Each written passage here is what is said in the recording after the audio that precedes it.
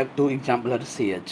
Friends, William Shakespeare पर one liner चल रहा था, उसी की बात करते हैं।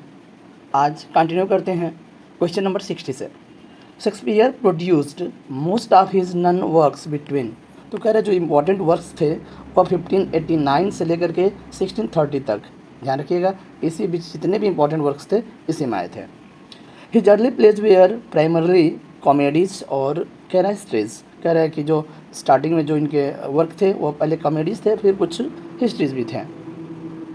नेक्स्ट बात कर रहा है 62। In the last phase of his life Shakespeare wrote, तो लास्ट फेज में जो उन्होंने ट्रेजिक कॉमेडी लिखा था, जिसमें हम रोमांस भी बोल सकते हैं। बेसिकली उसमें मिंटेस्टेल जो 1609 में आया था, सिम्बेलिन 10 में आया था और टेम्पेस्ट 11 में आया था, 1611 में। ठीक है, ये भी ध्यान रखने की ज़रूरत है। जो लास्ट फेज था वो रोमांस उन्होंने लिखा था, जिसमें टेम्पेस्ट फेमस है। 63 की बात करते हैं। It is said that Shakespeare based his Julius Caesar on certain incidents of his era. This is the rebellion of the Duke of Essex, यानी ड्यूक ऑफ इसेक्स का जो विद्रोह था उस पर बेस्ड है जूलियस सीजर। ठीक है friends. Which of the following writers is noted for what kids call negative capability. Negative capability के बारे में बता दें, इन्होंने बोला था जॉन किड्स ने, और इन्होंने बोला था कब, 1817 में, यानी 1817 में बोला था। किसमें? ओड टू ए नाइटिंगेल में, ओड टू ए नाइटिंगेल में 1817 में बोला था। और स्पेशली निगेटिव कैपेबिलिटी शेक्सपियर को बोला था उनके अनसर्टेनिटीज़ को लेकर के, मिस्ट्रीज़ को लेकर के, कुछ डाउट्स को लेकर के। ध्यान रखिएगा, अनसर्टेनिटीज़, कुछ मिस्ट्रीज़ और कुछ डाउट्स की वजह से शेक्सपियर को निगेटिव कैपेबिलिटी बोला गया था। यानी ये जो दिखाई दे रहा है वो ज़्यादा से ज़्यादा शेक्सपियर में थे, इसलिए किड्स साहब ने बोला था इनको। Shakespeare owned globe theatre but it was born during a performance of Henry eighth. तो जब हेनरी एट्थ जो है परफॉर्म किया जा रहा था उस समय ग्लोब थिएटर में आग लगा हुआ था। Who wrote no man will ever write a better tragedy than Lear. तो देखिए इंपॉर्टेंट है, इन्होंने जी बी शाह आपको बता दें, जॉर्ज बर्नार्ड शॉ एक आयरिश प्ले राइट हैं और इनका जन्म 1856 में हुआ था और डेथ हुआ था 1950 में। 1925 में इनको एक नोबेल प्राइज़ भी मिला था, ध्यान रखिएगा, साहित्य का Nobel prize George Bernard Shaw को। तो उन्होंने बोला था कि no one will ever write a better tragedy than Lear, यानी लियर के अलावा कोई अन्य ट्रेजेडी नहीं होगा जो लिखा गया होगा शेक्सपियर के द्वारा। तो इंपॉर्टेंट लाइन है, ये भी ध्यान रखिएगा। William Shakespeare's Measure for Measure is a comedy, और जो ये कॉमेडी था वो आया था फ्रेंड्स 1603 में, 1603 में मेजर फॉर मेजर कॉमेडी है विलियम शेक्सपियर का। Who ever loved that loved not at first sight, ध्यान रखिएगा इंपॉर्टेंट लाइन है। Shakespeare use it in As you like It, यह लाइन जो है एज यू लाइक इट में शामिल किया गया, प्रयोग किया गया। But who is the composer of this immortal line, इस अमर लाइन का कंपोजर कौन है? तो ये हैं, this is the last line of Christopher Marlowe's poem hero and Leander.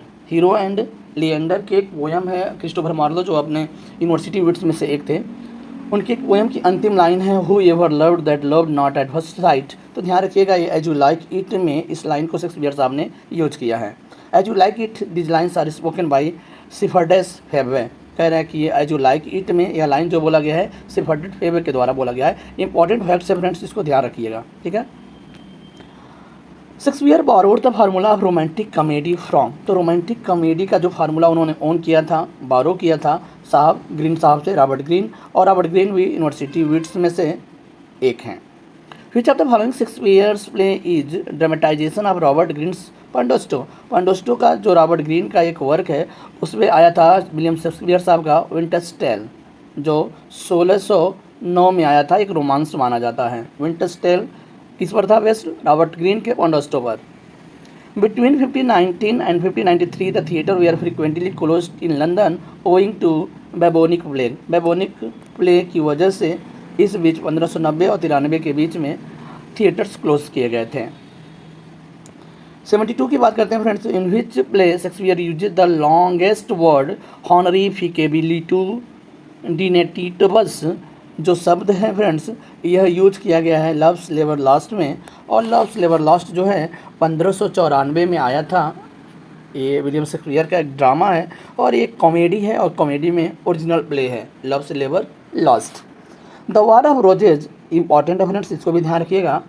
The War of roses जो आया था वो अकर किया गया था 1455 टू 1487, यानी 1455 से लेकर के 1487 के बीच में हुआ था। तो कह रहे हैं कि figures in the works of, तो यह द वॉर ऑफ रोजेस है ना, शेक्सपियर के कौन से वर्क्स में मेंशन किया गया है। तो आपको बता दें हेनरी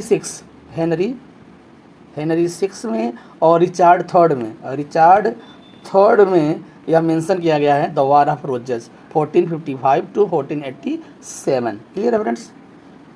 एक आपसे और निवेदन है कि अगर आप वीडियो पसंद आता है तो प्लीज़ लाइक, शेयर और चैनल को सब्सक्राइब करना ना भूलें प्लीज़। ओके, आइए आगे बढ़ते हैं। कह रहे हैं कि which work of his own Shakespeare called the first year of invention. The first year of invention एक पोयम उसको बोला गया है वेनस एडोनिस के लिए, और उसमें आपको बता दें आया था 1593 में, और एक 6 लाइन स्टेंजा है इस पोएट्री में, और मिस्टर WH को डेडिकेट किया गया है। इस बात को आपको ध्यान रखना है। Who wrote tigers heart wrapped in a place hide about Shakespeare के बारे में बोला गया tigers heart wrapped in a players hide. तो रॉबर्ट ग्रीन की लाइन है, और रॉबर्ट ग्रीन आपको पता ही होगा कि रॉबर्ट ग्रीन जो हैं एक यूनिवर्सिटी विट्स के मेंबर हैं। The phrase small Latin and less Greek was used to Shakespeare by Ben Jonson के द्वारा यह लाइन बोला गया है। In which play of Shakespeare Holofernes a schoolmaster सपियर। देखिए कई बार पूछा गया है होलोफर्नेस का जो कैरेक्टर है, जो एक स्कूल मास्टर है, वो शेक्सपियर के किस ड्रामा का कैरेक्टर है। तो लव्स लेवर लॉस्ट, और आपको बता दें कि एक और कॉमेडी है और साथ ही साथ एक ओरिजिनल प्ले भी है।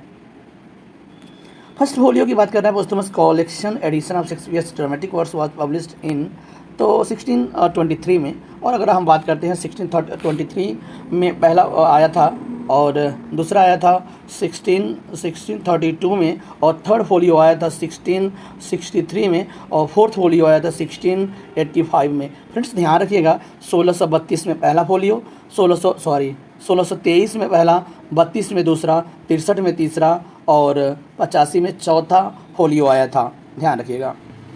इन 1623 two fellows actors friends of Shakespeare's कौन थे? जॉन हेमिंग्स और Henry Condell publish more definitive text को known as the first Folio. तो फर्स्ट फोलियो को पब्लिशिंग करने का जो जिम्मा था वो हेमिंग्स और कॉन्डेल पे था, ये भी ध्यान रखने की जरूरत है। How many plays were printed in folio format first folio in 1623। तो 1623 में 36 प्ले आए थे शेक्सपियर के, जिसमें पेरिकल्स को आउट किया गया था। ठीक है।